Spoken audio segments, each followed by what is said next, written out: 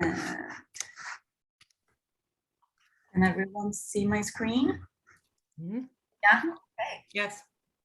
So welcome everyone. Thank you all for being here today in this artwork conference. And before we introduce ourselves and our speakers, we would like to start with a land acknowledgement.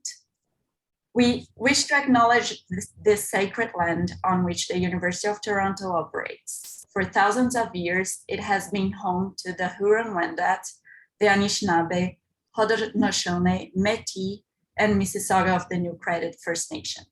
As part of an art committee, we wish to celebrate the artistic history of this land and its people, such as the Huron-Wendat, who have long worked with embroidery and dyeing, and the Anishinaabe and Haudenosaunee, both traditionally known for wampum making and beadwork.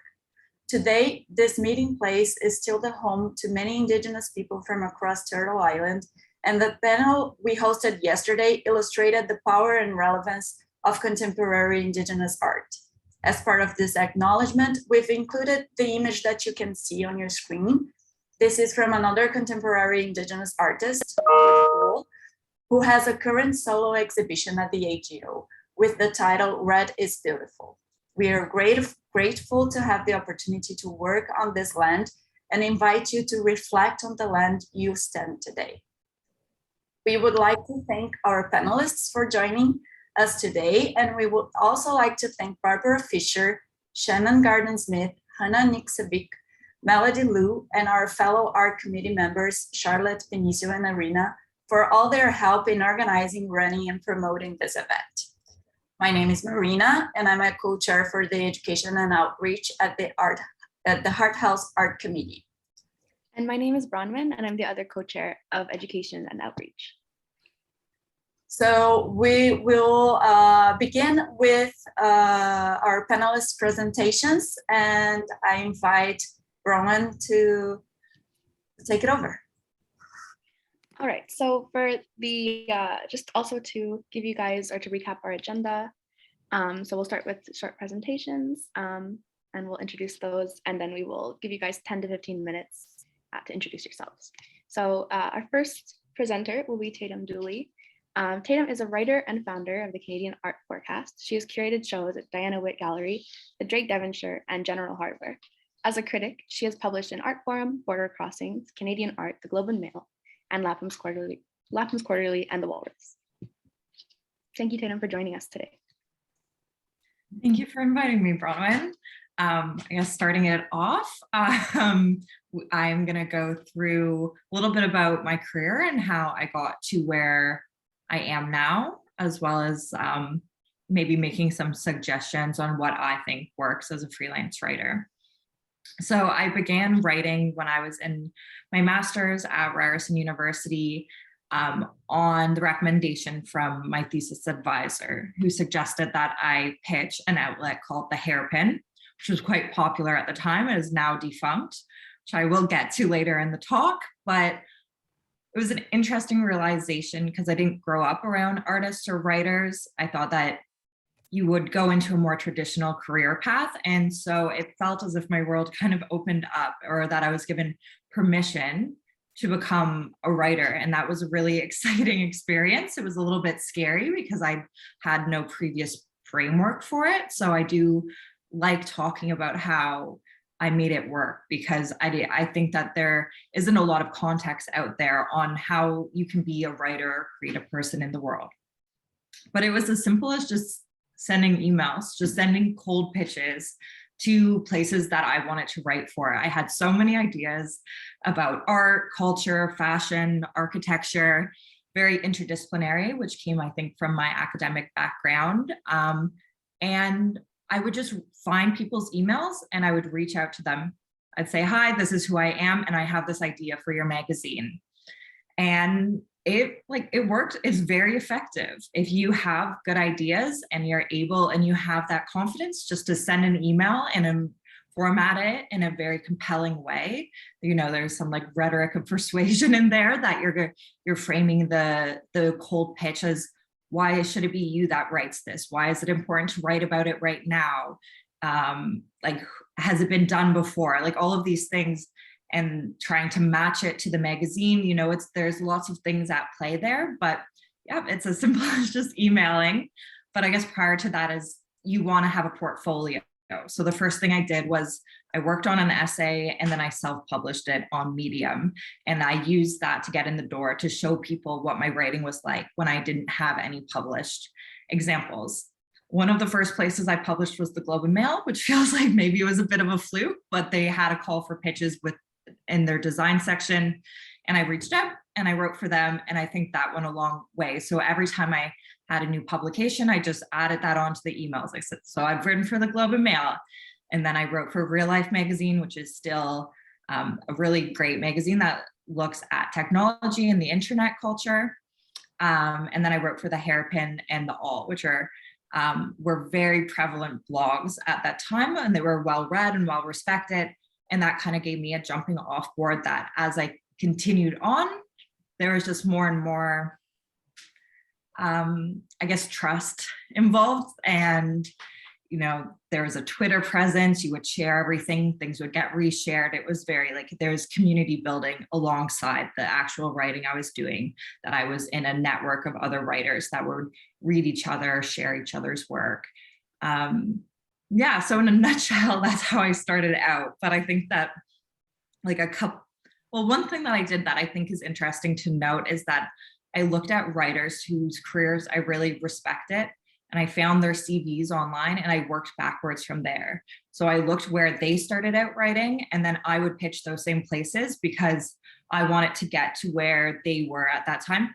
And it worked. Like, if I would say that maybe one of my career goals was to write for Artforum, one of the best art magazines in North America, I looked at those writers and then I just started writing where they wrote, and it led me to those same communities. And then eventually I was able to work up to, publicate my goal publications. A few things. So I think that to be a freelance writer, there's reliability is a huge thing, but you need to be very prompt. You need to be professional. You need to be able to take criticism and edits well. You also need to be able to deal with rejection. I get rejected all the time, but it just doesn't bother me at all. If somebody's replying to my email to say, no, we don't want this idea, like I see that as a good thing. And I will reply to that rejection with another idea because I have them on the line essentially. And so there's a lot of perseverance, I think, of just continuing on, even though there's like a lot of things that are quite difficult about freelance writing. And I think I hinted at it at the beginning that, you know, the All and the Hairpin are no longer. Canadian Art Magazine is also no longer. Is that the state of media right now, it is quite difficult. There are not as many magazines as there used to be, and the magazines that are still in circulation are, you know, much larger. So it's harder to get your foot in the door. Even from when I started 5 years ago, I think it's a totally different landscape. So, you know, there are certain things that make it possible to be a freelance writer. For one, the first 2 years out of school, I continued to work at a restaurant, which was able to supplement my income. And even so, I just don't want to sugarcoat how difficult it is to work for yourself. Magazines pay on a net 30 schedule. Sometimes that's net 60 now. So you have to be good with budgeting and money. You always have to have like a cycle. You have to have different pieces at different stages so that you are always being paid. People do not pay on time. So you have to also have assertiveness that you do everything for yourself, including sending emails, reminding people that payment is due. Those kind of things felt awkward at first. And now they don't feel awkward at all to me because I know like this is my job. It's not really an option. And I think a lot of these publications are in the wrong with the way they treat freelancers. Rates have gone down since I've started in a way that's very distressing, I think, for the market. But, you know, if we start at $1 a word is seen as an average for a writer. I've had magazines that at one time paid $800, now pay $500. So it's in the absolute opposite direction as the market. So you have to be a bit creative, I think, with your career. Throughout my whole time writing, I've taken on copywriting jobs, I've done consulting, I've worked for Gucci, I've worked for Sephora, I've done all of these behind the scene things that people don't really see, but that is really where you supplement your income as a writer. Also just things like, I had under market rent for a very long time. I live with a partner, I had family support. All of those things make it possible to be a freelance writer. So I just want to kind of bring that up, that there's like a lot of things at play to make something like this possible. But it is the risk to me, like it was worth the reward of being able to have such a creative and fulfilling career, that I'm doing something different at all times. I'm researching, I'm writing, I'm connecting to people, I'm interviewing people. That to me, it was worth all of those risks and all of the challenges financially. I will say, I work for a startup now in the marketing department. It's an art startup. It's called Peggy. And I really love it, having that kind of actual getting paid every 2 weeks has been very I realize how life-changing that can be. But I think that it's just worth noting how transferable those skills that from the last, I don't even know how old, last 5 years, last 8 years of writing, that these skills are transferable to other positions in the art world, if that's working at a gallery, if it's curating, or as I'm doing is working in marketing. And yeah, I really, I love, it feels good. I feel very happy about my career. I wouldn't change anything that I've done. And yeah, I have my notes here.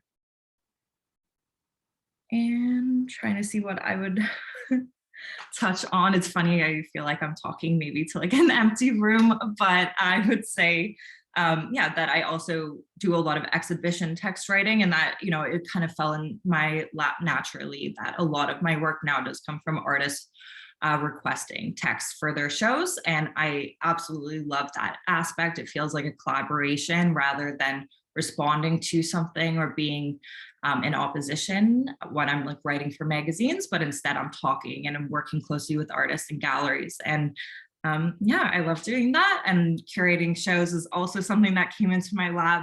It's very much my career, I would say, is just a lesson saying yes to everything. And then being also,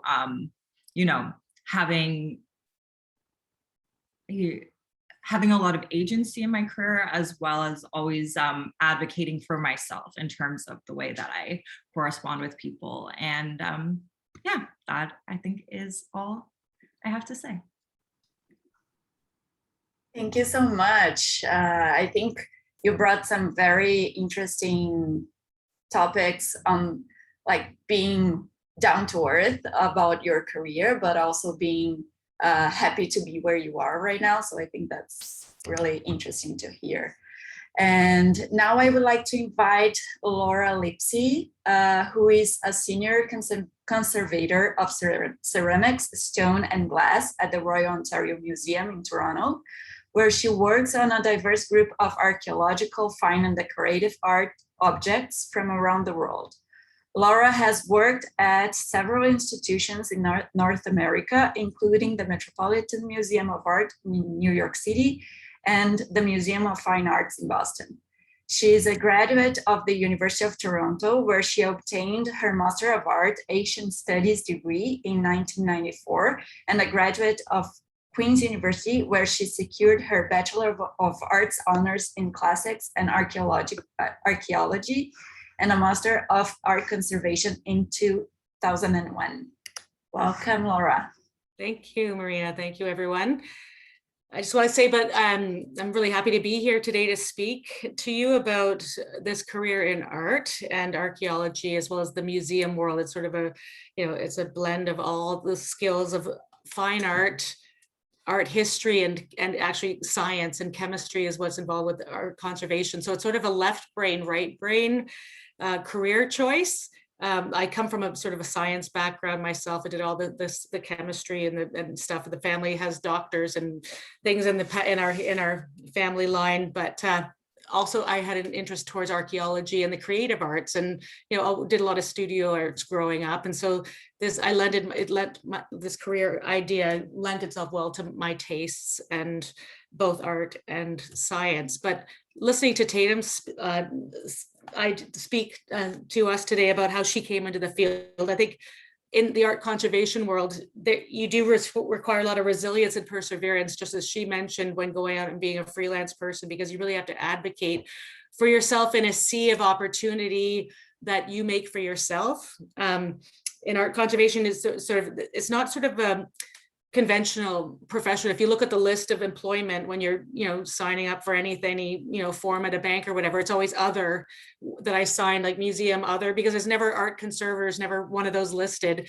It's a very small field of about, I don't know, maybe 500 people in Canada listed as professional conservators and 1,000 in the US.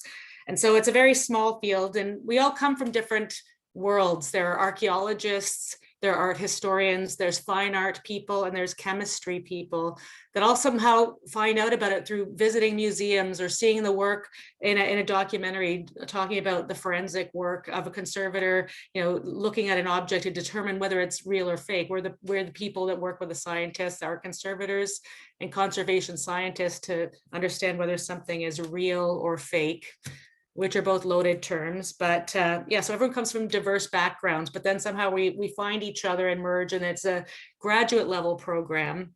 And in Canada, there's one school for art conservation to be a conservator, and that's at Queen's University. There are technician programs at colleges, and there's also museum studies, which is also a collections care-based career that you can find your way into museums. But for conservation proper, it's at a master's level. I'm going to share my screen just to give a little better idea about what conservation is. First, I'll start with just a basic introduction. If you could see my screen, I don't know if it's a split screen or if this is, you just see the PowerPoint. But the first slide is about me. And I'm a senior conservator, not a curator. People think it's curator, but it's actually conservator at the Royal Ontario Museum. Curators are more art historians that look at the object from an art historical perspective or connoisseurship, whereas art conservation really cares about the preservation of objects, to preserve them in perpetuity, to halt any deterioration that might be happening.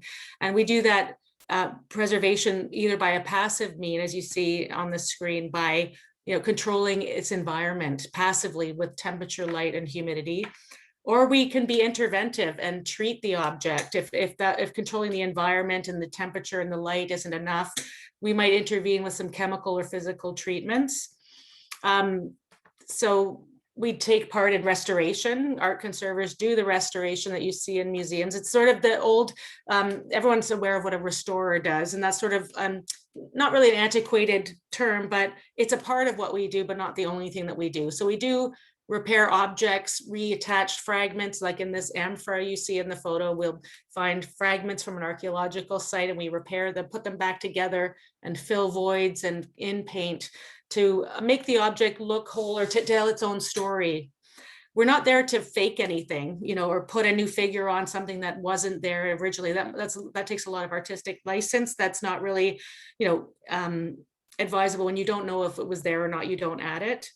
But we will continue a frieze pattern or some geometrical pattern. But all of our work, the aesthetic work, is done in close collaboration with the curator at the museum to talk about the goals in treatment. We never act in a vacuum or do our own thing. It's really, we care mostly about the stability of the object from a chemical and physical point of view, whereas the curator, when we do care about its aesthetic, but mostly the curator cares about what that object should say. They want it to tell its story.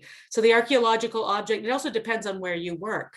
The aesthetic in an archaeological museum versus a fine art museum, there's different goals in treatment or restoration.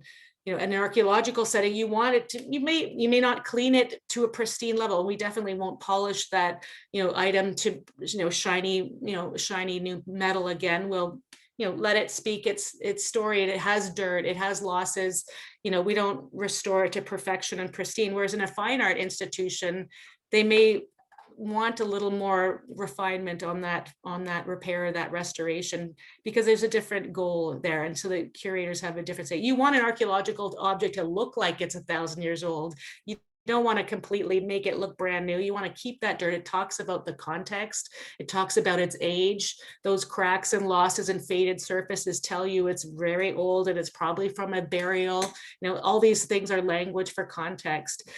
We also are the ones that deal with authentication. I mentioned we work with the scientists to take samples to see if that material is the age it's supposed to be, or that pigment was in keeping with the time period of the artist. If you find titanium white in a painting from the 16th century, there's a problem, because titanium white didn't happen until much later in history. So we use different techniques of sampling and analysis to look at age and for authentication. We also know that certain artists use a certain palette, and if they use something outside of that palette, that is not in keeping with the artist's original. And so it makes you look a little closer. Is this an authentic object? Could it be a fake or a forgery? And we work with those scientists to answer that question. And the idea of real and fake is a loaded one, because we sometimes have pastiche, where in some sort of maybe some Asian collections, there's many objects that are fragmentary, and sometimes they get those fragments and make one bowl out of it. And while each of those individual fragments are ancient pieces of pottery, someone in a lab somewhere, wanted to sell it on the market, or they wanted to make it whole. So they put all those fragments together and filled in the gaps that didn't perfectly, line up with the other ones to make a pastiche or a puzzle piece of many different ancient objects. So yes, they are made, it is an ancient object, but it's made from many different objects from antiquity. And so we also do art historical and scientific research together with our curators. And so that's a collaboration. Just to go to this other part is that here I am with that same amphora in the lab. Just to review that it requires an undergraduate degree in one of the related disciplines. I mean, it's a diverse group of people, as I mentioned, chemistry, archaeology, fine art people come together. And before you go into the graduate level, it's pretty competitive. In Canada, they only take about 2 to 4 people per stream. Like I do objects, so I do ceramic, stone, and glass 3-dimensional objects. Whereas there's paintings, there's a painting stream, there's paper, works of art on paper, objects, and then you could specialize in textiles, etc. So they only take about 2 to 4 people in each of the 3 or 4 streams. And you have to, before going to school, they want to see that you have an appreciation for what the field is. You have to have gone to previous school, some kind of university degree before going on, because it is only offered at a master's degree level.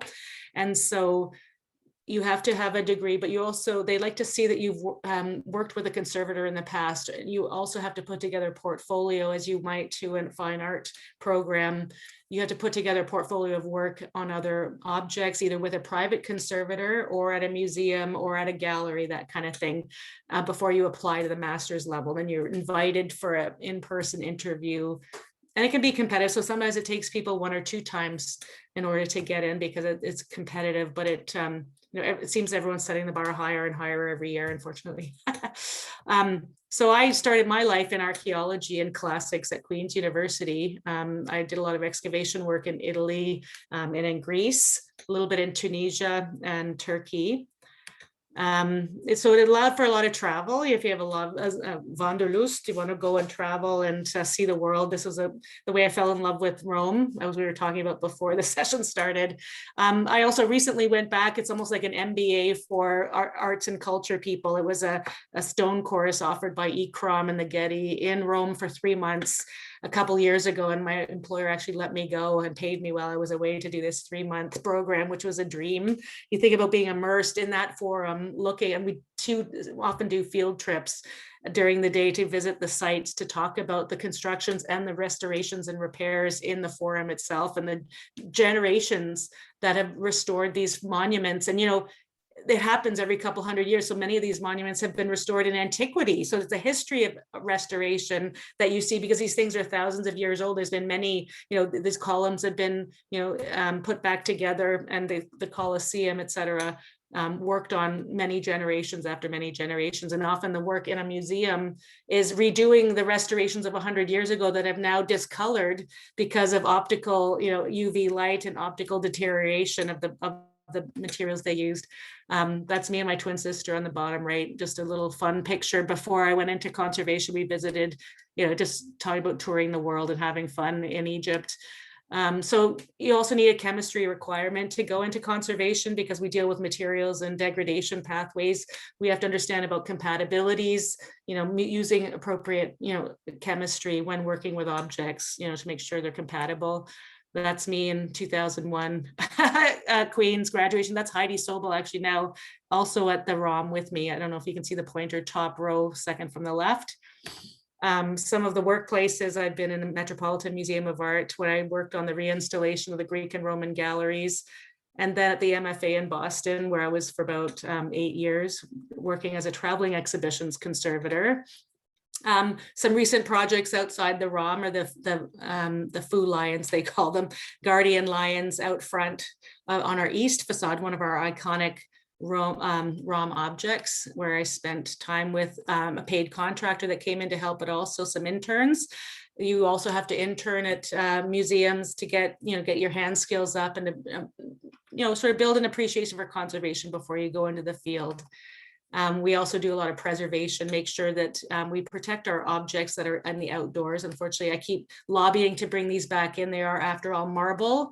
Acid rain, we don't have acid rain anymore. There's not as much sulfur with emissions testing, but we do have slightly acidic rain. Rain is actually 5.5 on the pH scale, slightly acidic because of the CO2 that's in the air. It makes carbonic acid very light acid solution. We have to do artistry. So I mentioned you have to do a portfolio before you go to school, showing your skills. I did some basic pottery classes and a little bit of woodworking just to show dexterity before applying to school. This is a project I did, just to show you a breadth of projects. I did a forensic examination of a Zapotec urn at the ROM, one of the highlight projects. It's actually a publication that's on the ROM's website, and it's free for download, lots of animations and cool things. We use a black light, as you see on the right, to show restorations that fluoresce brightly in a black light, the same light you use in a disco, to show all the light areas in that neon on the right is actually restoration that you don't see as readily in normal light. So it's the different and new paint on the surface that fluoresce differently than original material. So when we go to acquire objects at a dealer somewhere, we help the curator to see how intact and whole and original is the piece. We'll go in the bathroom at Sotheby's and shine a black light on it to see what's going on. Literally, I'm not kidding, to see how much of it's there. We use X-ray. We have an X-ray at the ROM to look deep inside the structure of objects to see previous restorations, because they do such a good job of hiding what they've done. Sometimes you can look deep inside the structure to see pins and other supports. Here we see that there's a void. If you see that darker spot in the middle of the nose in the middle image, that's actually a hollow, which means it's not an intact nose like it looks in normal light. So we use different techniques, also different chemical analysis to look at materials for authentication. And finally, that's me in the middle of that stone course. And that's the cemetery I mentioned, then the Catholic cemetery in Rome. In the center, I'm working on a headless monument. The woman has no head. But of course, I didn't put the head back on because we can't find the head. Someone stole it. But that was the question. Are you going to put the head back on? No, I'm not. We'll conserve it the way it is. Or maybe do a stylized, version, but that's the decision for the curator, thankfully, not up to me. So thank you for your time. That's my presentation. If that's time. Yeah, but thank you so much for all of this. It's really interesting to know what goes on behind the museums, right? And now I would like to invite our next speaker, who is Paul Sanderson, barrister and solicitor. Paul has been in private practice and has practiced entertainment and arts law exclusively since 1983. He is currently a sole practitioner in the firm Sanderson Entertainment Law. Paul is the author of legal texts such as Musicians and the Law in Canada, Music Law Handbook for Canada, Volume 1 and 2, and Artist Contracts Agreements for Visual and Media Artists, Carfax, Ontario.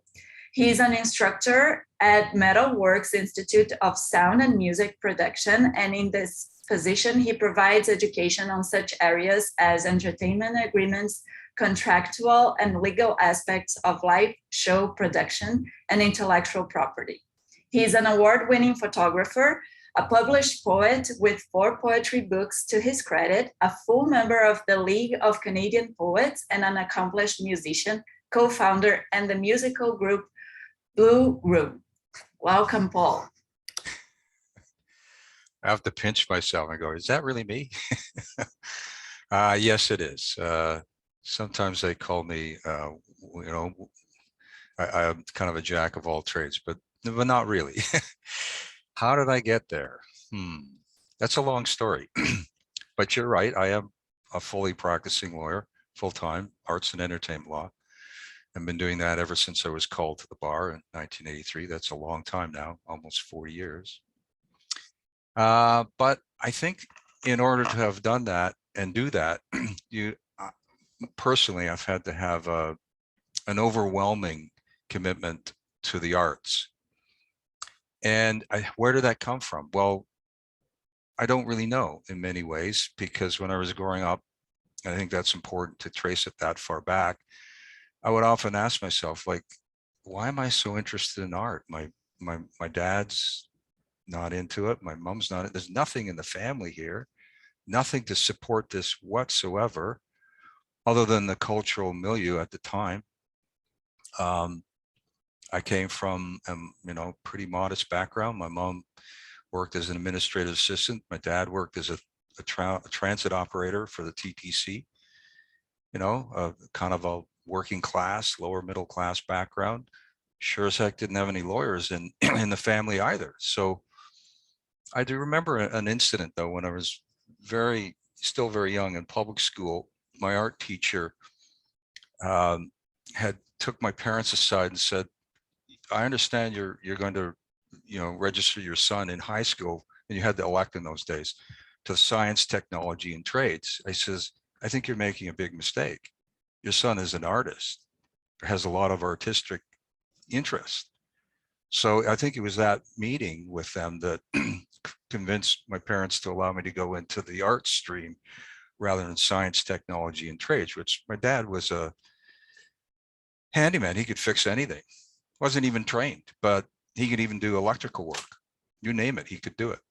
And boy, that was not me. I was not someone to work with my hands. Okay, so you can see that this is the era of like the generation gap, and there's a lot of tension in the family. You're going to go and, you're going to go into, sciences, and you're going to study math. I'm going, I don't think so. Not that I didn't get through math, but that was the only course in my high school career that I ever had to write the final exam. I just wasn't interested. So through those years, I got to understand, growing up in the 60s, music was everything, and I don't underestimate this. Bands like the Beatles, the Rolling Stones, the Doors, those were heavy, and Bob Dylan, of course. Those are role models, and that's what I wanted to be like. Or Jimi Hendrix, of course. If you could move a camera, you'll see a poster right there of Jimi Hendrix, right? And Jim Morrison, all these heroes of mine. So these were things that I was, and I had played music. My mom started me on piano at like age 7, which in those days was quite young. We would take group classes and study classical piano. And by about age 11, I picked up the guitar and started to teach myself. And that's what I wanted to do. I wanted to be a guitar player. By the way, I still play guitar. I guess this is my visual prompt. Yes, I do. Every day. I pick it up in the morning and the last thing I do at night. So that might give you some insight why, where this is heading. So when I graduated high school, I went, I don't ever want to go to university. I could care less. I'm going to be a musician, right? So I spent 3 years of my life, and I now call that, because I don't have an undergraduate degree. I do not. I have an LLB, but I got fast tracked, and I think you may understand why. 3 years, I call it my BA in the University of Hard Knocks. Yes, I'm out there trying to succeed as a musician, mostly in the clubs. And those were our role models in those days too. To think that you could be a recording musician, this is way before the days of independent recording artists. You know, the recording studio was like this almost unattainable place to be because you needed a record contract and someone to finance it. That's not the case these days. Anyone can record and put it on the internet worldwide. So I worked a lot of odd jobs. I did. And I was out of the house, probably a bad idea if you're struggling as an artist. But that was my career path. So where did I work? I worked as a dishwasher. I worked at a sheet metal factory. Can you believe that? Your hands, like the metal presses are coming down and you're pressing metal. One wrong move, you go in there and you're half asleep one day, you're going to lose the use of your hands. And that actually happened to a guitar player, well-known guitar player in Black Sabbath, lost the tips of his fingers. He plays with metal, like leather tips on his fingers. Anyway, that didn't happen. But one of the most outside gigs I did was I worked as a lumberjack for a summer too. I always had my guitar with me. And that was where I met someone in a library, of course. And she says, I think you're a poet. I said, what are you talking about? Well, I want you to meet my teacher. Sure enough, I had been writing, right? And that was another thing that was discouraged. That would have been made fun of. Are you kidding? A guy writing poetry in high school in those years? No. I'm going, well, what about Bob Dylan? What about Jim Morrison? They're poets. John Lennon, right? So long story short, 3 years go by and it's just completely frustrating. I'm getting nowhere. The band that I did have, and we had some opportunities, every one of them fell apart. In fact, one of the bands that was backing up fell apart just before the artist had a gold single with the record. We were backing her up on the and she put a band together just after that, and the guitar player got headhunted by David Bowie. I'm going, I guess that's not going to happen for me. So it was just so frustrating and depressing, really. It really was too hard for me. And I went, that's where the spark came from. I need another career. If I want to continue art, which I do, and I do to this day. Yes, I do poetry. Yes, I do music. Yes, I do photography. I do all three still. I said, I need something that would give me the ability to do that. I said, well, I'm not good with my hands. So and if I'm going to sell out, or I prefer the words buy in, because that was the terminology that was used in those days. When you go back to school, you're going to be a lawyer. Oh, you're selling out. You're not going to be an artist anymore. Well, that's the baggage is, still haunts me, but that is what it is. And that's when the band I was in at that time, we were kind of brainstorming, like, what could you do? Well, one of the keyboard players went off to become a piano tuner in order to support his musical habit. I went off and I said, well, I can't do something with my hands. So if I'm going to go back to school, I'm going to shoot for the highest thing I can think of, which in those days, an engineer, a doctor, a lawyer. I go, well, I don't have any math and I don't have any science. What's left? Art, law, entertainment. So I went in to Glendon College with the idea in mind of being an entertainment lawyer. That's unusual. A lot of people in law school just kind of fall into it, or their parents say, we really think you should go, or there's a lot of family pressure. My family did not pressure me to go to law school at all. They might have pressured me not to be a musician, but that's another matter. No, I chose that. And I said, I'm going to marry these two disciplines. And my guitar teacher at the time says, what, you're going to be playing guitar on the way to court? But they didn't really see it the way I did. I don't do a lot of court work. I don't. So I do mostly solicitor work and contract work. I could say about 85% of what I do is contract work. So when I was in law school, I was very, very focused. If I'm going to fail at my first choice, I'm not failing at my second choice. So that was it's like the arrow in the bow that just went boom, razor focused, you name it. I was in the undergrad, I was in those libraries till midnight. If they closed at 2 in the morning, I would have been there. If I'm reading back to go to I lived in the beaches, I still live in the beaches. I'd be on the the streetcar at midnight, getting home at 1 a.m. with the drunks reading political science, because that was my undergrad. I was not going to fail. So, but that's not it's not an easy path, because it's a very, very specific path to do arts and entertainment. And what I do is even a discipline within a discipline, because I do mostly music, because I'm a musician primarily, and that's who I wanted to work with. And that's really tough. So when you go into law school, it's pretty clear. You gotta have, in those days, you had to at least have 2 years of undergrad, which I did, which I aced, got into Osgoode, where I wanted to go. It was my first choice. It's fantastic, great. You get into the school, there's no entertainment law, zero, zip.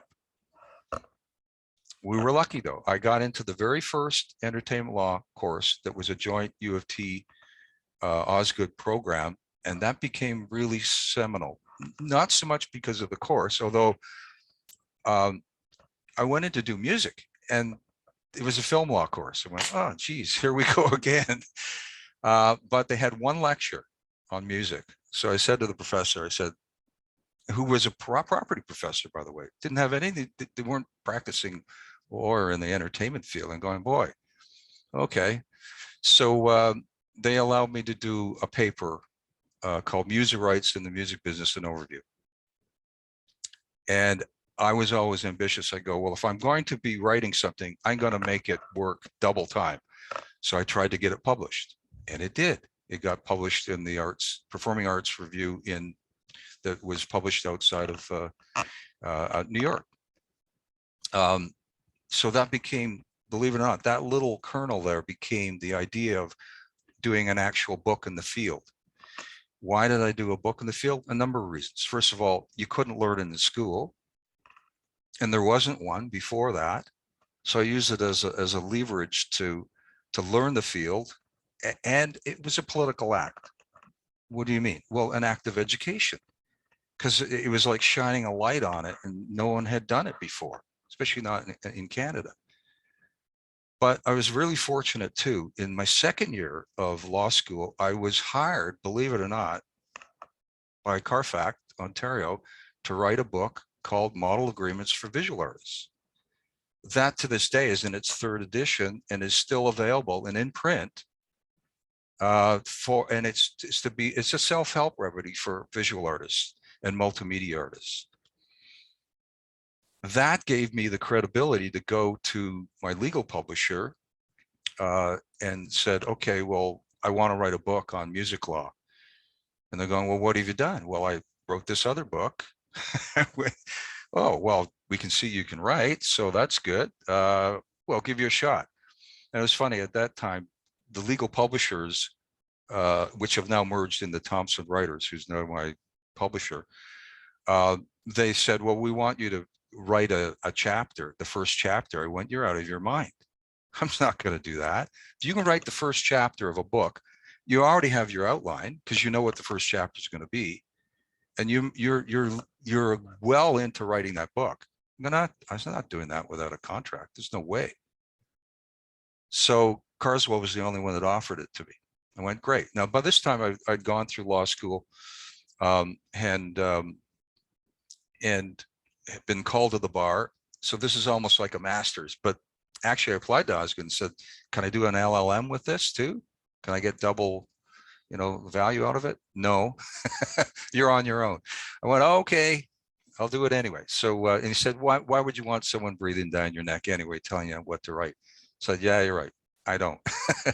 So, and I'd already done an independent study in Osgoode anyway, in intellectual property law, which is really very much related to the kind of the infrastructure legally for arts law and entertainment law contracts. So I was lucky. I was very fortunate.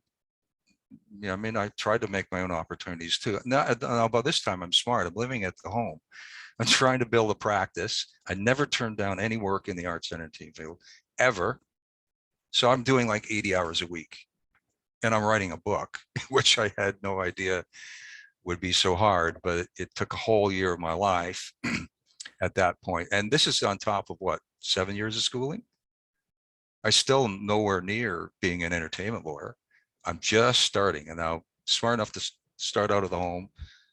And I got not one, but 2 grants. There weren't a lot of money, $5,000 from exploration grants from Arts Council, Canada Arts Council, and another one to finish the book. And it mostly went to photocopy costs in those days. I went to 10 different libraries and got whatever I could possibly get. Put a group of 3 advisors, and because people were saying, well, how can you write a book on this? You don't even practice in the field. Yeah. So yes, I will. I will wrap this up. So I was very fortunate. I had 3, practicing lawyers that agreed, that I thought it was a good idea, and they volunteered their time to mentor me on that. And I think in some cases, both those books were important that if you knew what you didn't know, you wouldn't have done it. So jump in and do it.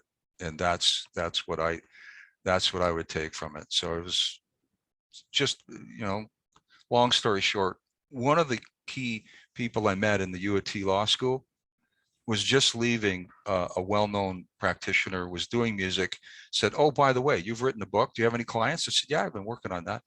Okay, let's join together. When he left that law firm, we joined together, and we were associates for 5 years. And then when he left to go in-house with EMI Music Publishing, I bought him out, and haven't looked back ever since.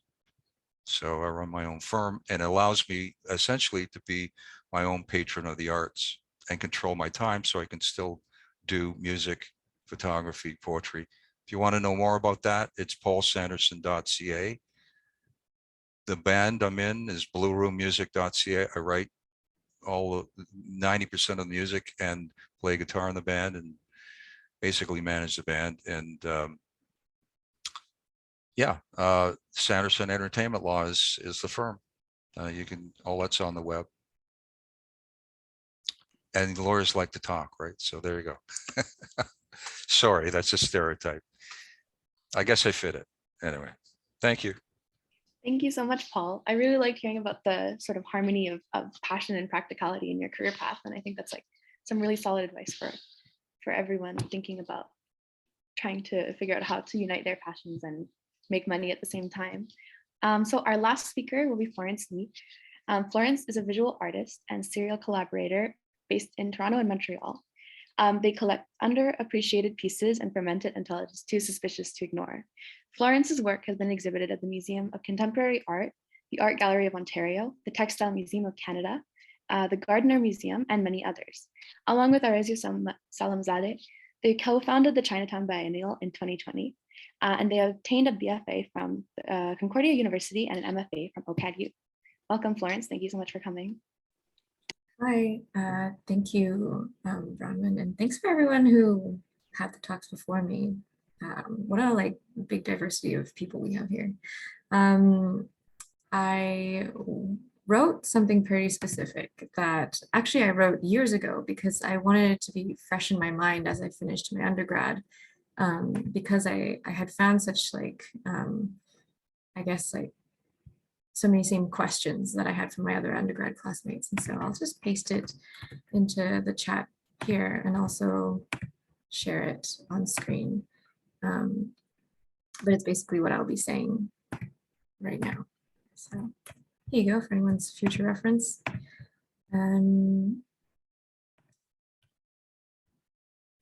So this is just a document called Things I Did in the Arts.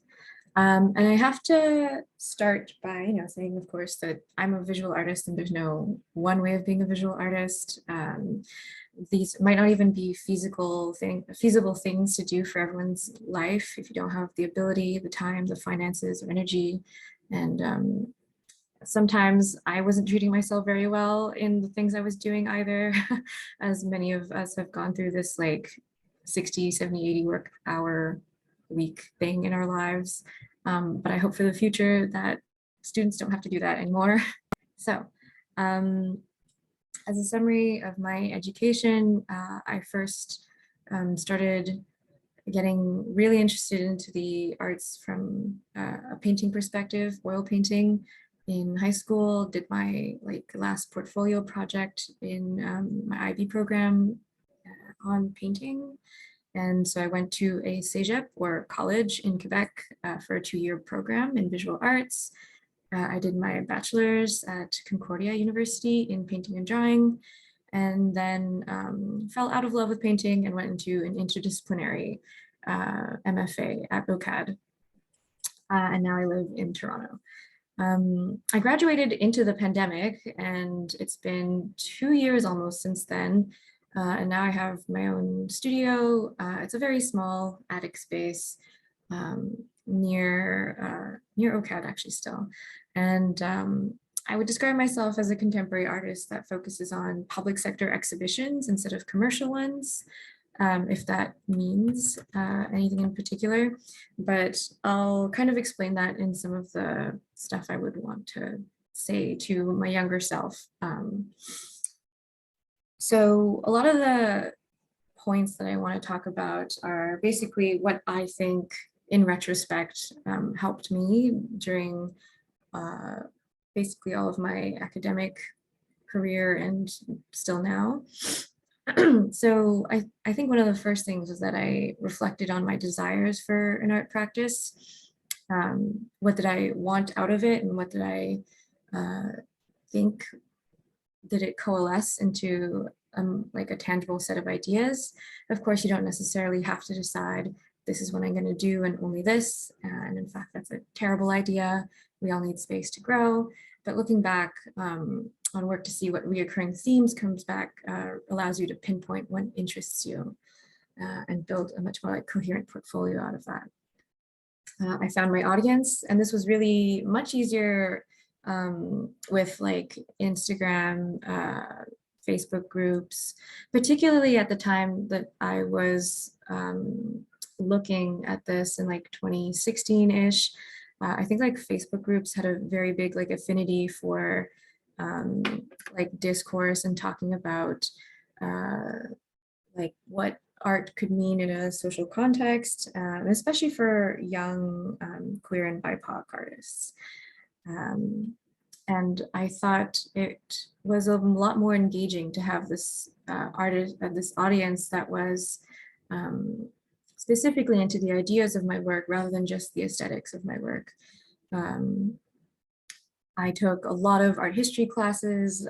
My first one was actually an accident, but it was accidentally like a 4th-year course that I was not qualified for, but I'm really glad that I got kind of put into the deep end. And in the end, I took only higher level art history classes and wasn't like qualified to graduate with like a minor in art history because I never took like the basic ones. But I think that was what really gave me this framework to understand what like theories and what kind of language was framing a lot of my lived experience, and then also what was happening in my work, and being able to also connect that to other artists, both from the past and present, adding kind of a connection between this other world and your work. I went to a lot of free events. every single vernissage, talk, workshop, openings, clubs. It goes from everything from like an opening that's in a former strip bar that has like free flash tattoos to like openings that my teacher took me to at the Montreal Museum of Fine Arts. It's, I think, like great places to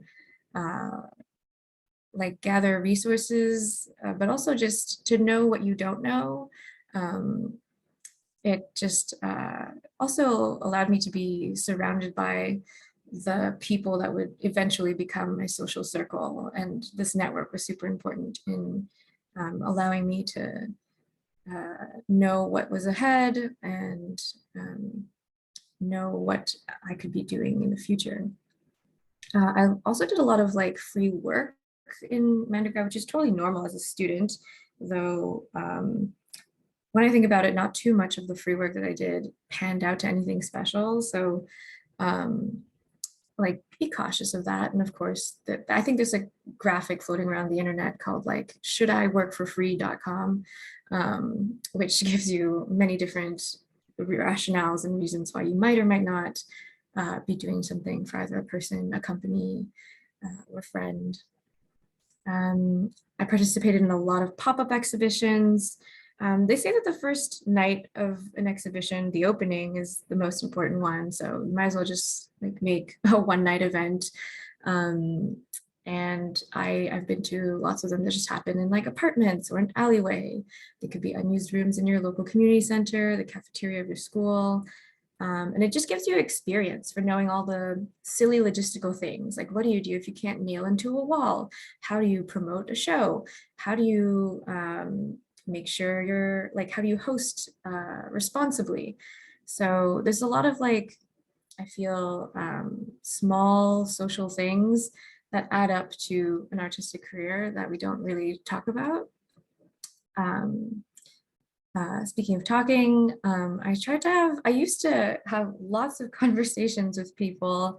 Like when I look back on this, I'm like, what gall I had as a child. But I used to like talk to like big artists at their openings, just like ask them questions. But I think it was just like I was genuinely curious, and you know, we might think that they're like too busy or too whatever, but you know, shoot your shot always. Yeah, some things spurred future connections and collaborations. Some were not so useful. It eventually became very taxing to me because some of these people that I would talk to would end up like harassing me or sexualizing me or shaming me in many different ways, especially as like a trans person of color. So nowadays I don't go out of my way much. I learned how to art speak, how to write in art speak.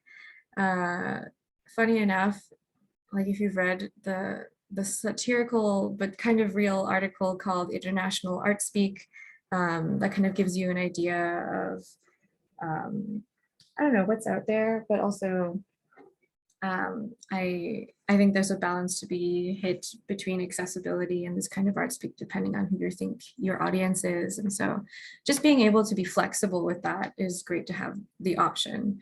And of course, like these words kind of connect you to the other artists that are around you in this intertextual way that gives you the same, I guess, some sort of relevance when talking about these connecting ideas. I learned how to drive. This was very useful for me as I had gracious parents who, my mom would let me borrow her minivan, which was very useful for carrying the lots of big, heavy sculptures and paintings that I would make. I think like transportation is one of the least thought of things in art world, but it's maybe one of the most influential.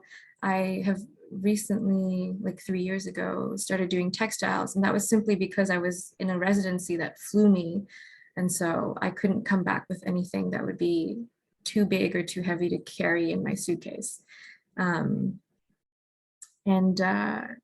If you you know, can't drive, don't have a car, befriend a lot of people who have cars. And it also allowed me to go to like closer, smaller cities, or just like things that I could do on a whim because I had this opportunity. I got to know all of my classmates. They say that your classmates become your future peers and they'll grow with you, apply to the same exhibitions, the same grants, the same jobs. They're the best source of critique you'll have, and hopefully they're fun to be around. So I hope that your classmates also become your friends.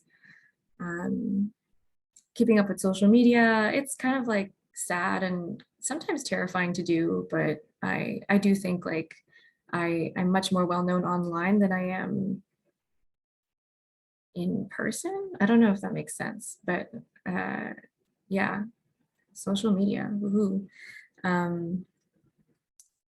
I organized myself to make it much easier to apply to an exhibition like once a week. I actually realized I was very abnormal, but at first I used to apply to like multiple things a week. It started just because at Concordia, there used to be this bulletin in front of our art like building where they would have tons of free calls to submissions from like school groups, painting groups, anything and everything. And I would just like take a picture of the poster, remind myself to like take a look at it later. And some of them, like most of them, definitely the first year I tried, I only had like a 10% success rate, I think.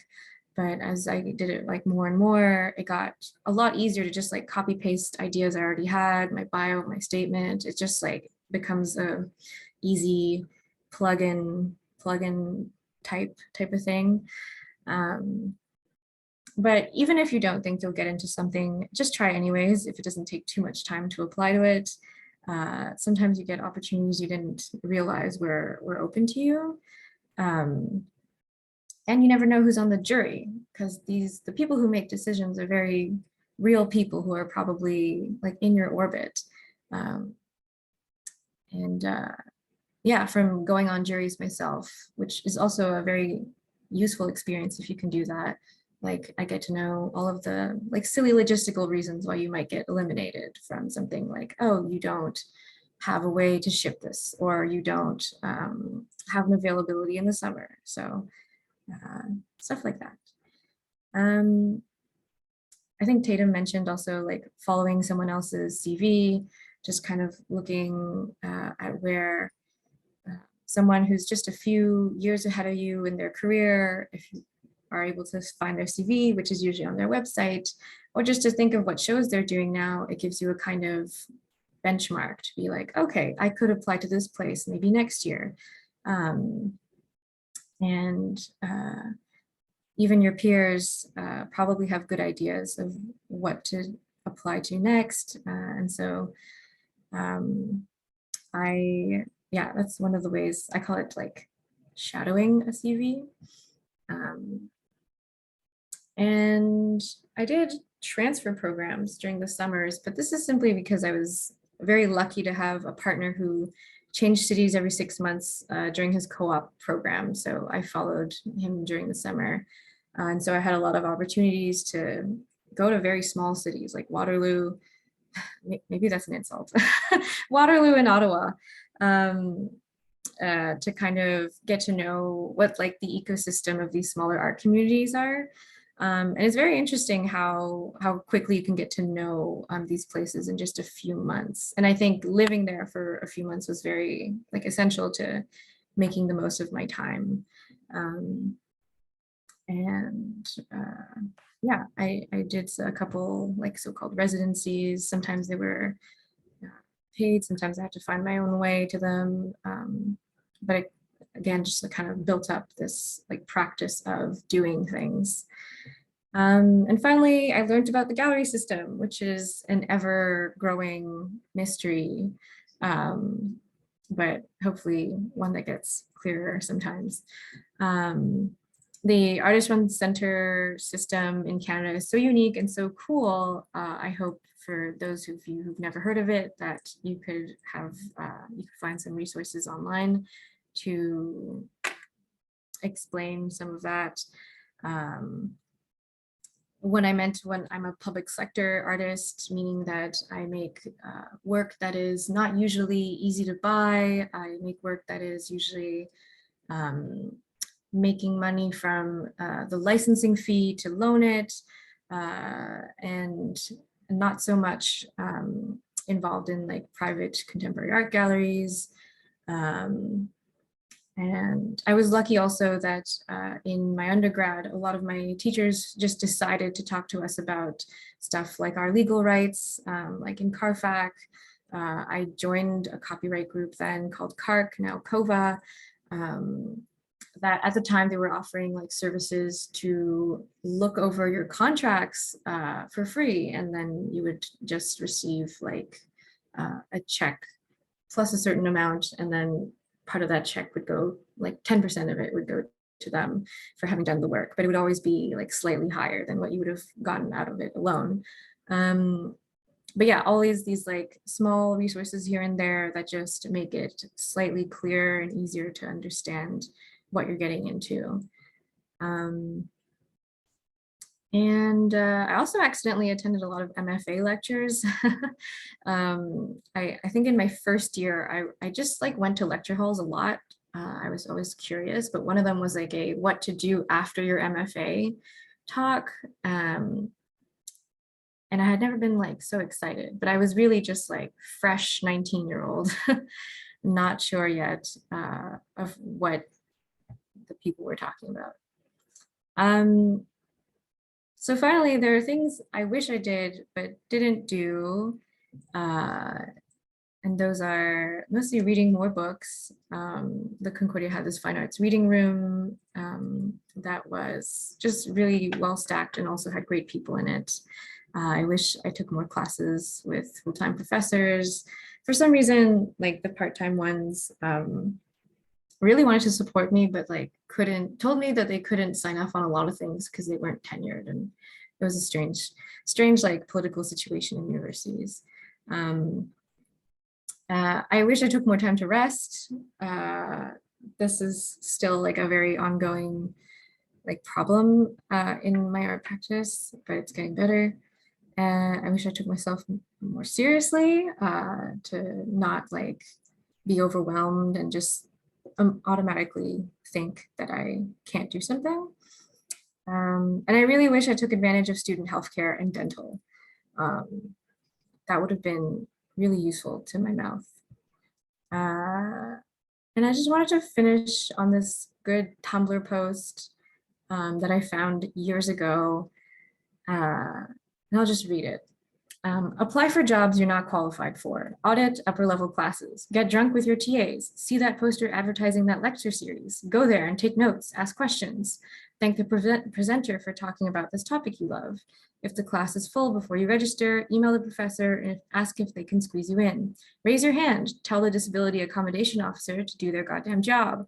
Ask for help. File complaints. Go to your class in your pajamas and destroy the reading. You got this. You know you got this. Be arrogant enough to learn everything. Take your meds. Punch a velociraptor. Fear is useless and temporary. Glory is forever. Shed your skin and erupt angel wings. Help out. Spread your sun. Yes. So thank you very much.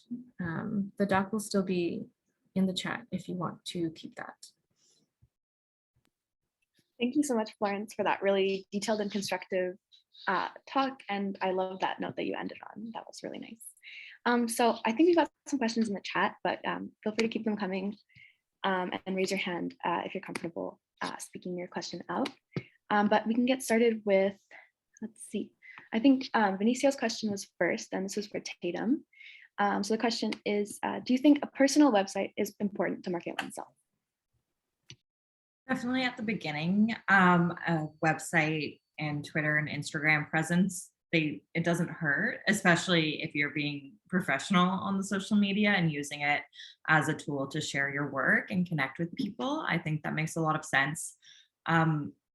For a website, I think the most important thing is to have the way to contact you very prominently. So to have your email address that people can reach out and commission work, which will definitely start happening the more that you write, as well as just having either a curated list of what you've written, you know, your favorite things you've written, or you can just have everything, depending on how much you've wrote. But yeah, I definitely, a lot of people have found me through my personal website, and it kind of ties into this idea of branding as a writer or an artist. And I think Florence mentioned, you know, it's kind of unfortunate in ways, but it is what it is you are your own business. And just as a magazine has a branding department, they market themselves, you also have to do that marketing for yourself. You're in charge of your own reputation and the way that you present yourself to other people. And so I think it's very helpful to keep that in mind,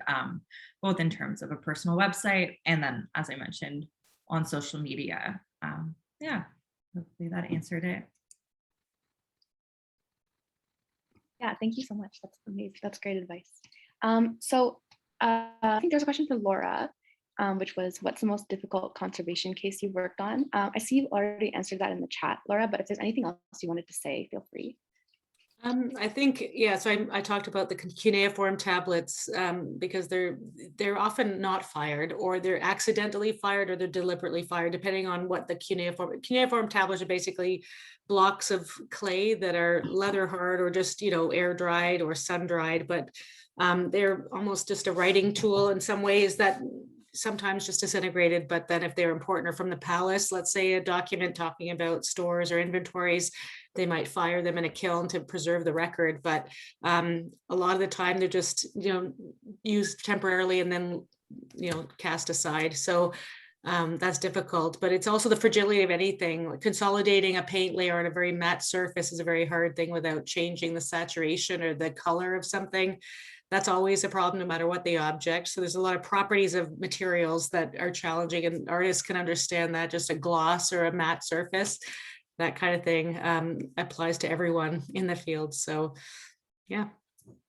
Yeah, that definitely, I'm just seeing a comment, that definitely sounds unnerving, but that's super interesting. Thank you. Because they crumble. And so we often do, you know, because they're important as documents for scholars to read these things. So we often do, you know, replication or photographing documentation. So we take a high resolution image of the thing, even do reflectance transformation imaging, where you can move the light source around to get all the raking light into one image with software, so that all the, you know, depressions with that cuneiform stylus comes very vivid and very focused, so that you can read the document, because it's really the document they want to know the information from. So it has its value as an archaeological object, but it's a value for the information it has on it.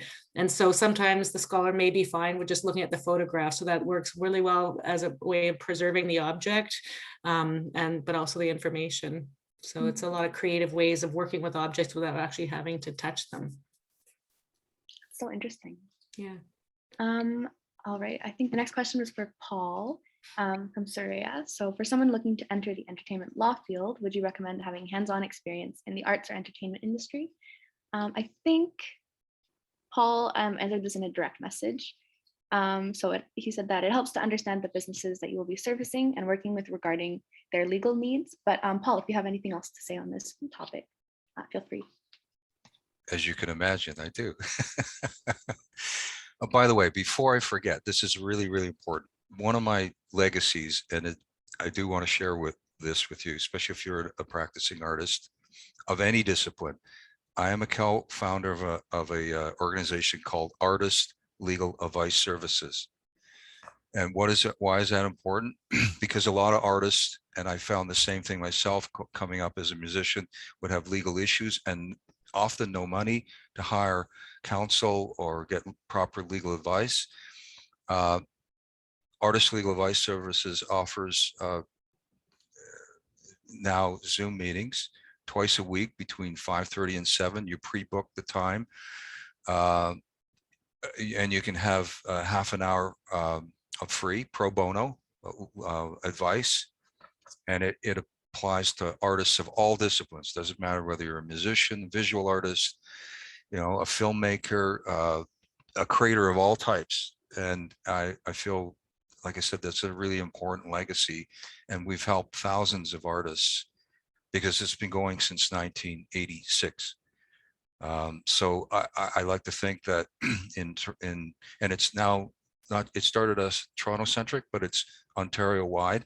And I like to think that if you really do need some help and don't have the money, not that you need to, not that there is a means test, there isn't, anyone can access it, but you should not be discouraged from getting some proper legal advice. And these are lawyers that do it for free, pro bono, and are often experts in their field, like I am, for example, that provide this advice. They have to have at least a minimum of 2 years expertise in arts and entertainment law to do it. So very much want to put that on the record. It's important. I think sometimes it's kind of under the radar, and people don't even know after 35 plus years that it exists. So the question was, Bronwyn, sorry, I got off track. I can answer the other one. That's a really good point. So thank you for making that. So the question was, for someone looking to enter the entertainment law field, would you recommend having hands-on experience in the arts or entertainment industry? Oh, yes. I think the more you understand about the arts and entertainment, particularly the industry that you want to serve, the better. And I've also found, for example, in my field, being a musician, there's a simpatico there. You understand the issues and they understand you. You walk the walk, you talk the talk. Not that has to be the case, but does it help? Yes, I think it does. And I think in many ways, for me, it's given me that it's not easy being self-employed. It's very hard. And we've known, Tatum said that. It's no different with a lawyer. You're always promoting yourself, of course. So that's an important part of it. So I've just found the same in every field, like lawyers that have done work in writing with book writers, for example, or often have experience in that field before they roll that in. That's one thing I found in the legal field, the discipline. There's so many disciplines that feed into law. When I went to law school, I was surprised, there were dancers, and I'm talking about people in the field that I was interested. There were dancers, there were filmmakers, there were musicians, lots of them, people that had PhDs. So the more diversity, the better in the field, because you're now getting multidisciplinary approaches to the law, and that's really important. So yeah, any experience. Also mentioned here, networking, really important. Read whatever you can, and if you're in the field I'm in, read the trades, go to conferences, read as much as you can. I still read daily. I read probably half a dozen blogs, newsletters a day just to keep up, because it's an incredibly fast-paced field, the music industry law, that I do most work in. But yeah, definitely. Yeah, thank you so much. Our next question is from Charlotte. So Charlotte says, Florence talked about this a little, but I found that a lot of jobs, especially entry-level freelance or jobs for recent grads in the arts right now, are unpaid or paid very little. Do you have any advice on how to advocate for yourself and the worth of your work? So this is open to anyone. I'm also very interested in hearing about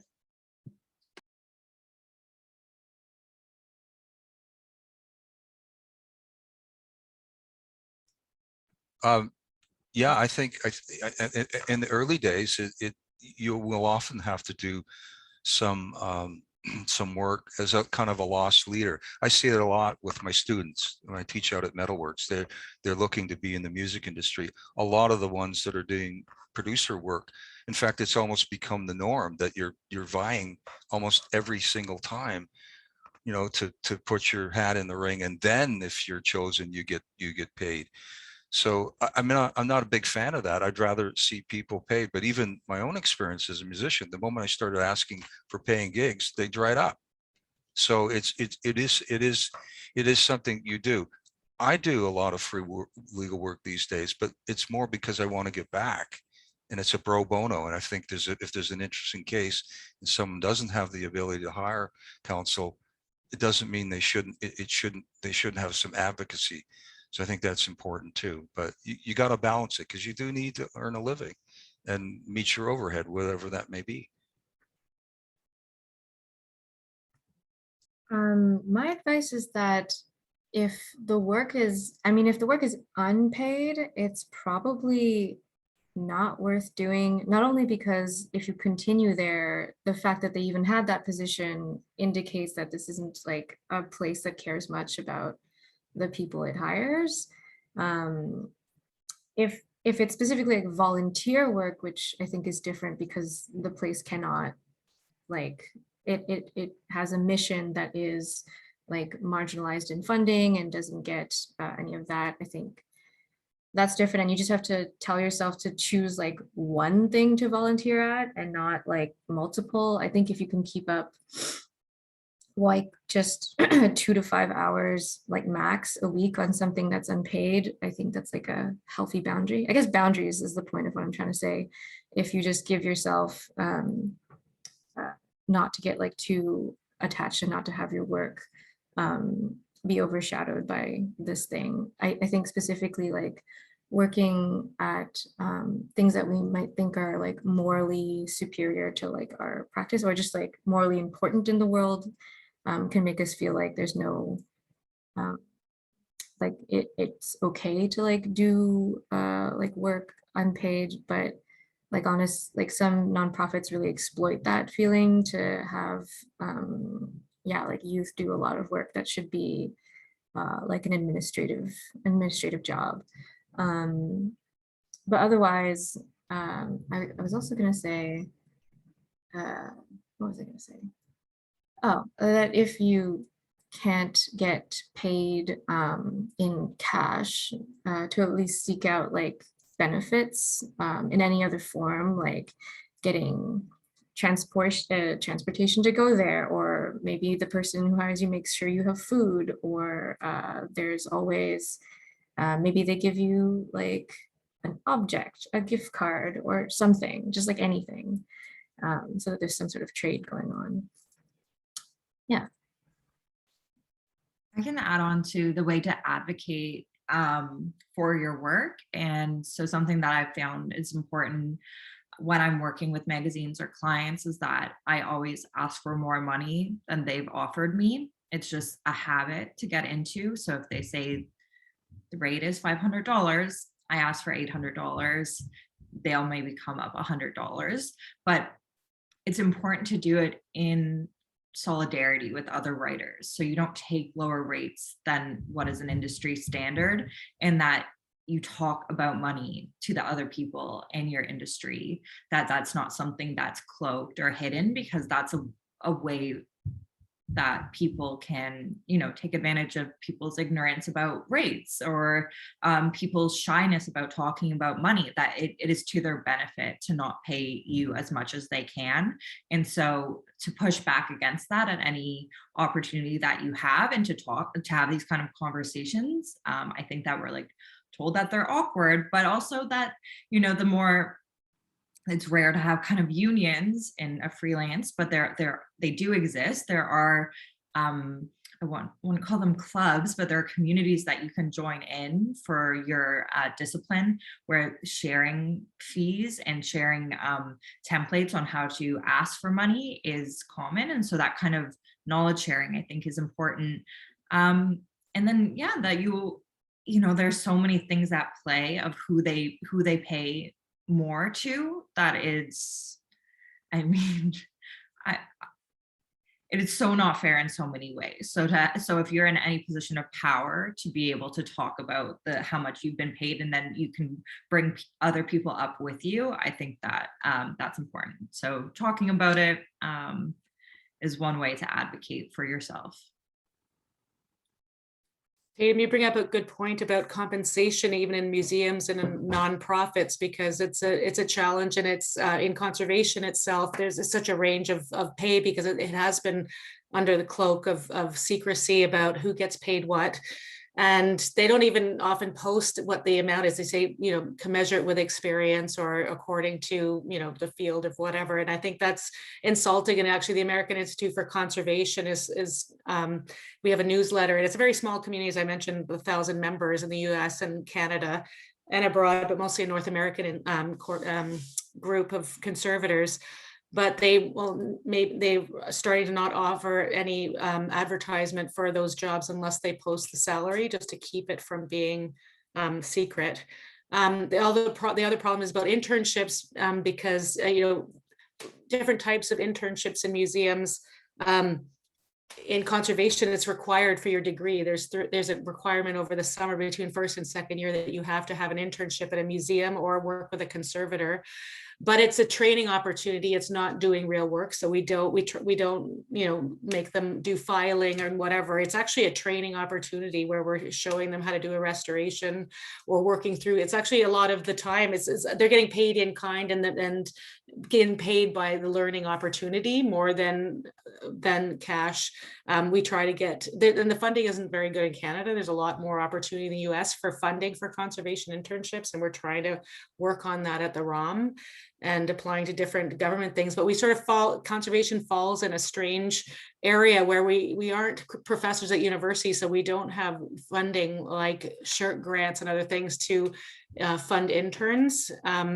And it's a strange discipline because it's not really recognized. As I said, when you're filling out a form, we're always the other occupation. We're not professors and we're not artists and we're not chemists, but we're conservators. So funding becomes, an identity crisis when we're applying for these things. But yes, it is a problem about pay, and everyone should, yes, contribute and try to keep that standard high for everyone in the field. Maybe I'll say one more thing. I think that there's a lot of agency in knowing your rights and knowing the laws. And I'm sure like maybe Paul would be able to speak on that. But like, for example, in New York, there's a Freelance Isn't Free Act. And so that means that if the magazine that you're writing for is in New York has not paid you within a certain amount of time, you have a legal avenue that you can go down. It's very simple to get paid. If you're working for a company, like, in what timeline would you get your severance pay? Like knowing these things and then communicating to people that your rights, I think goes a long way. So I would say, do your reading in every area of life. I found that I wish like there was more law classes that were readily available or mandatory in school, so that people can advocate for themselves with ease. Yeah, thank you all so much for those responses. Our next question is also from Charlotte, and it's, how has the pandemic impacted your work? What kind of consequences do you think it will have for people entering your field? So this is also open to everyone, I think.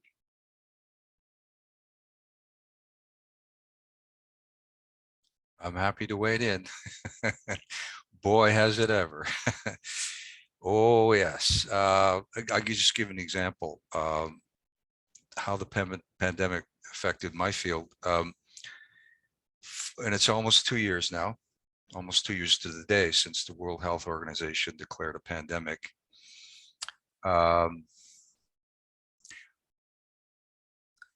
You can count on less than a few fingers, on one hand, how many people I've seen in person over 2 years.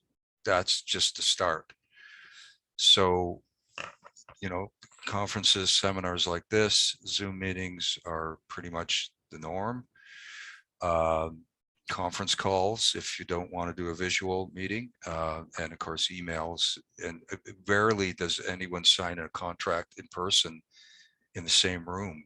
It just doesn't happen. It's done. In fact, people are often continents apart, and those are still binding documents, but that's one example. The field became incredibly much more what I would call fractious, more adversarial than ever.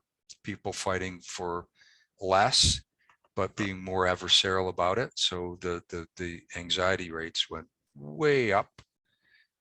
Surprising enough, the legal field, maybe not so much, but became super overheated and busy. I'm not sure why. I guess people were at home and looking to reinvent themselves and had other, legal needs and projects that they were pursuing that where they were forced to pivot and try and find other opportunities for their services. A lot of my clients have had to move out of the fields they're in and supplement their earnings with, a day job or something like, driving for Uber or delivering,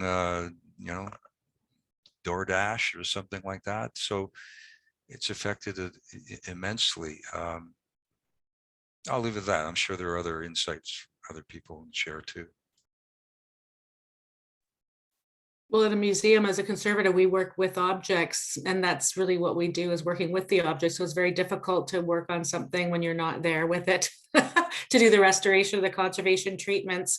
But we also we loan objects, like a library loans library books, as you know, for exhibitions of whole exhibitions, or even just singular loans of maybe a handful of objects, one or two, that goes off to another museum. So what they've been doing is virtual courier trips, where you send it in the crate with, you know, security and companies that transport the art. But they were using the, you know, live cams to show what they were doing, and you talk to the conservator at the other institution. Usually, you know who these people are, because there's something called a facility report that talks about what the museum, its infrastructure, what its structure is, who the people are that work there. So you have an idea of who you're loaning these pieces to. But you do everything remotely. Usually we're the ones to handle the objects and install them in the display cases, but it makes it a new challenge.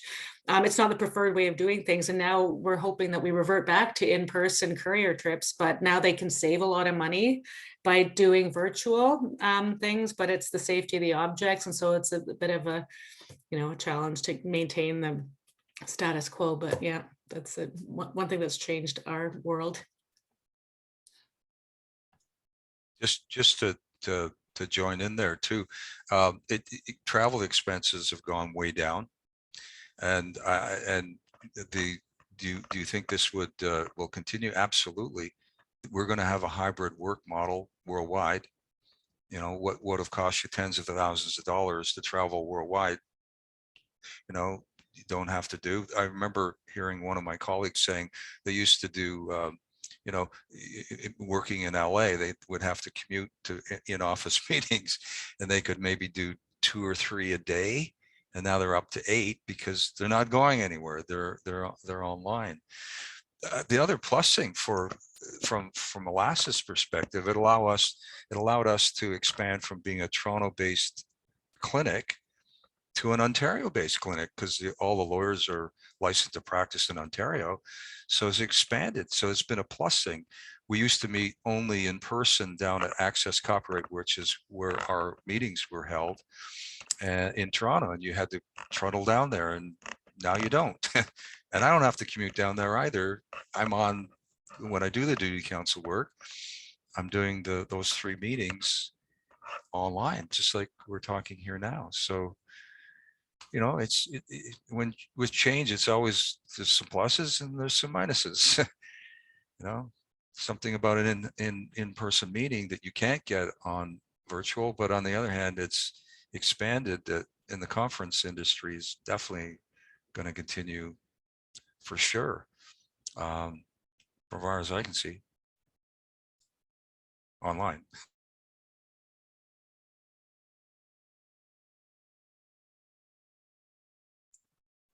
I say that mostly my day-to-day life stayed the same because I've always worked from home. This is Rafi is now making a but we did have a lot of magazines that did close during the pandemic, and that does, I worry for people joining the field of journalism or wanting to start off, just as I mentioned, that there is not as many small magazines to get your portfolio you know, more full. But the other positive, I think CERB had a great effect on freelancers and people in the arts, just having that fallback, having that support. And I think maybe opened up the possibility of, what is it called? The basic income. But I think that I heard lots of people advocating for that. And I think that would be an amazing thing to have for writers and for people in the arts, just having that government supplement your income to be able to create without the financial anxieties that come with the job.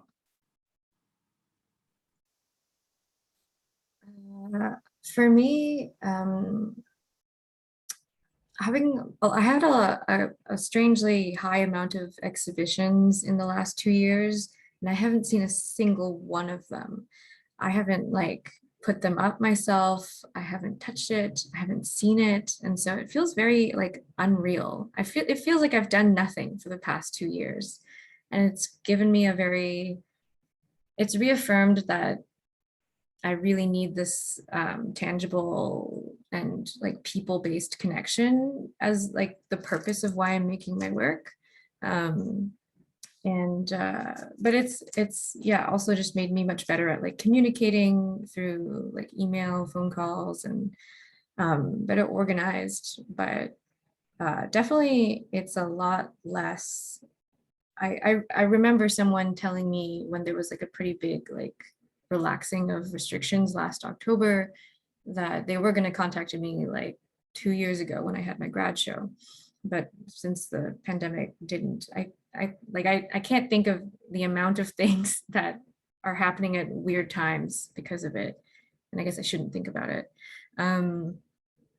But at the very least, like it was very good for me in that I needed a rest. And for a couple months at the beginning of the pandemic, when it seemed like, yeah, no one wanted to contact anybody out of like fear that you might be dying. That was actually good for this kind of tough workaholic hustle thing I had been on. Yeah, and I echo this like hope for UBI in the future. And just like, but I also really like how, you know, someone told me, like, I've realized that there's no such thing as an art emergency. No one's gonna like die if your show is not put up. And so I appreciate that like everything in the arts is kind of put into perspective nowadays. Not that we don't matter, just like in a different way.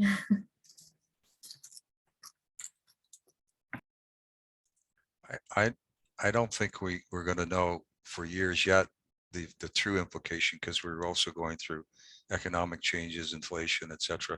One of the things that I wanted to mention too, in the field that I work mostly in music industry, one of the main conferences that was held in the south of France every year in Cannes has gone, and it's not coming back. There used to be 10,000 people from all around the world that could converge on Cannes, from, you know, far away as Australia, Japan, all of Europe, of course, Canada, you name it, and that's gone. So that's kind of sad, because networking in person is a whole different thing. But yeah, so I'd share that with you too. Yeah, thank you all for those very candid responses. And then our next question is for Tatum. What advice would you give to someone experiencing writer's block and a creative stall? And where do you get your inspiration and ideas from? Thanks for this question. I think it's a good one because writer's block is a real thing for me. It seems like something that just should be like kind of a made up trope, but for me, it's incredibly real. What I have determined that writer's block, it's just another name for fear. That if I'm not writing, it's because I'm scared of something. I'm scared of being vulnerable. I'm scared of people's responses. I don't know how to put my thoughts into words. There's something, and the only answer I have, other than like, trying to identify the fear and then put it aside, because it is your job. You have to get it done. If I don't write, I don't get paid. I don't pay my rent. Like there's so many, I have to write. It's not a question, but sometimes it can be quite paralyzing. But it's so, if I can't put the fear aside, I just write on pen and paper. I don't know. That's what works for me. It feels more private. There's less risk there's less at stake. If I'm just like, I have really bad handwriting, nobody is ever going to be able to read it. And then I transcribe it into a document. But yeah, so it's kind of like tricking yourself into writing, even sometimes writing it in an email document instead of writing it in a Google Doc or a Word doc helps. It's as if I'm just writing something to a friend, which I could do like all day, but sometimes then just thinking about it is what kind of throws you off, thinking about where it's going to be placed or who's going to read it. So yeah, I'd say I think just finding methods for yourself to to keep up like a constant stream of writing. It's also understanding that I'm never going to write more than 400 words a day. Like that is, I could maybe write 1,500 words in a day, but only 400 of those words are going to be good and they're going to be usable. And so not pushing yourself further, understanding what that limit is, and then organizing your time in accordance. So if I know I have an article that's 2,000 words and I know I write 400, I know I need to start so much in advance. And so having that kind of self-awareness is what helps me with the writer's block. And then where I get inspiration and ideas from is absolutely looking at art, watching movies, reading books. It all comes down to an interdisciplinary practice for me. The more I talk to people, the more I consume culture, the more I start making connections between things. And that is, I think, the premise of my writing practice is pointing out interesting connections that might have previously gone unnoted, or, you know, it's almost like a trend reporting, but I think that is like, it's a little bit more complex than that, but it is interacting with other forms of art. Yeah, thank you so much. I think we have time for one more question, but I don't want to take up too much of your guys' time during this beautiful day. So this question is for Laura, and it's, do you have any advice for an anthropology or archaeology student heading into grad school? Thanks for the question. I would say to get to know, like what everyone's been talking today, get to know people in the field and read a lot about what's happening today, keeping your eye out on the newspapers and recent discoveries, et cetera, but also going to conferences is a great way to network. Now they're online right now, but back in the day when it's not pandemic, meeting with the people at the coffee and tea hour after you've been inspired by their lecture, talking to them, because again, everyone is such a small field. Even in archaeology and anthropology, I started out as an archaeologist. I would talk to a lot of people, learn about projects, go to lectures, and then ask the questions. And then somebody knows somebody else that knows somebody else. And it's all about, really, it's about connections. Like, I mean, of course, do as well as you can in your studies, get good marks, but it's all the extracurricular stuff. I would say if you wanted to, a great thing is to go on an archaeological dig. And there's something, you probably are aware of, the Fieldwork Opportunities Bulletin. It's an international online website that lists projects from around the world, not just in the Mediterranean, but in, you know, in the Near East and other places in America, North America, and sign up for them. Unfortunately, there's a lot of, there's often tuitions related, and that's how they raise money for their projects. But after doing it for the 1 year and paying for your way and taking it as a course, as you can often stay on as a volunteer and then be the TA for the course. And that's how I started going to excavations in Italy with the University of Alberta. And it was a co-project with the University of Perugia.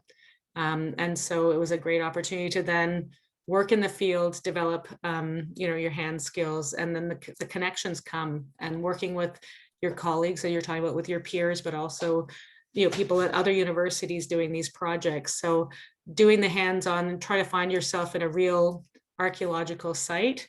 That's a great way to have the, you know, and then from there, all the connections and the related things. Also to volunteer at a museum in collections. They have curators in Greek and Roman and in the New World archaeology, where you can help in storage with cataloging the collection, studying the collection, photographing it, measuring it, and participating in research and other research projects. And then that way, you know, as a you know, you may become a co-author, at least work with the professors and the archaeologists working with the material, and it can also boost your, you know, your resume. So that's what I would say, and cast your net wide. But I think fieldwork always gets, you know, because then they're excited to see that you've done excavations and been on projects, and then that sort of adds to your resume. So yeah, I hope that's good advice for you. Yeah, thank you so much. Just checking. Oh, There's one more. Yeah. I'm just gonna, okay. Oh, not if, sorry, if it's Laura, you can jump in as well, but I feel like I have something very specific, which is to email people and ask ask to take them for coffee if that's something that you're comfortable with going into the world and doing, an outside walk or even a phone call. But I think that it's important in that like communication is like it's not a generic email, but you make note that you've read their work or you know their practice, and then you specify like things that you're interested in talking about. And I find people are incredibly willing to give you their time, especially to students. And I did that a lot when I was young. I email people all the time. I love this article you wrote. I'd love to buy you a coffee. And these people are like my colleagues, but also my friends. So I think that just putting yourself out there, it works. Also ask for an information interview. I actually have a pre-program intern right now who asked just to have an information session on Zoom from Quebec, and she ended up coming to Toronto, and I gave her an internship. And just after an interview, she was asking all the right questions. We talked about her background in a Zoom thing, and I even walked around with my laptop to show my lab, and it was an information session that led to an internship. So yeah, or even like a Zoom meeting is this not quite the same, but it's the same idea of meeting in person. And so yeah, just ask for information interview.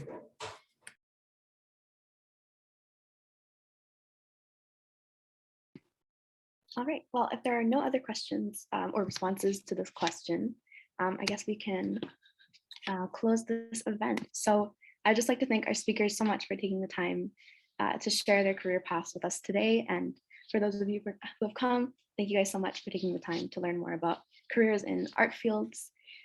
But yeah, thank you guys so much for coming. And I hope you all have a great rest of the weekend, and best of luck with the rest of the semester.